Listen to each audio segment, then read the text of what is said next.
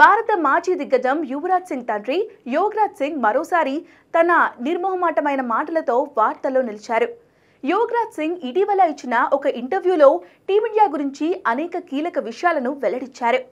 అలాగే మాజీ chief selector Mohinder Amarnath పై యోగరాజ్ సింగ్ తీవ్ర ఆరోపణలు చేశారు.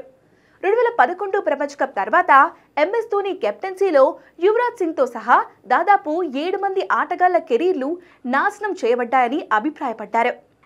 అంతేకాకుండా ధోని కెప్టెన్సీని ప్రశ్నిస్తూ వన్డే ప్రపంచ కప్లో ఛాంపియన్గా నిలిచిన భారత జట్టు ఆస్ట్రేలియా, ఇంగ్లాండ్ చేతిలో ఎలా ఘోర పరాజయాలు చవిచూసిందో కూడా యోగరాజ్ వివరించారు.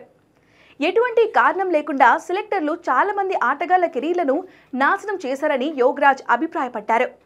ఆ లిస్టులో గౌతమ్ గంభీర్, యువరాజ్ సింగ్, హర్భజన్ సింగ్, జహీర్ ఖాన్, మహమ్మద్ కైఫ్, VVS లక్ష్మణ్, రాహుల్ ద్రావిడ్ వంటి ఆటగాళ్లు ఉన్నారని అన్నారు.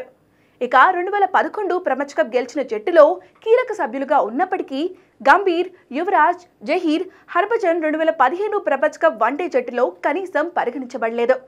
అలాగే వరల్డ్ ఛాంపియన్ అయిన తర్వాత MS ధోని కెప్టెన్సీలో టీమిండియా 5 సిరీస్లలో ఓడిపోయింది. ఈ నిరాశజనకమైన ప్రదర్శన తర్వాత సెలెక్టర్లు ధోనిని కెప్టెన్సీ నుండి తొలగించాలని కూడా నిర్ణయించుకున్నారు.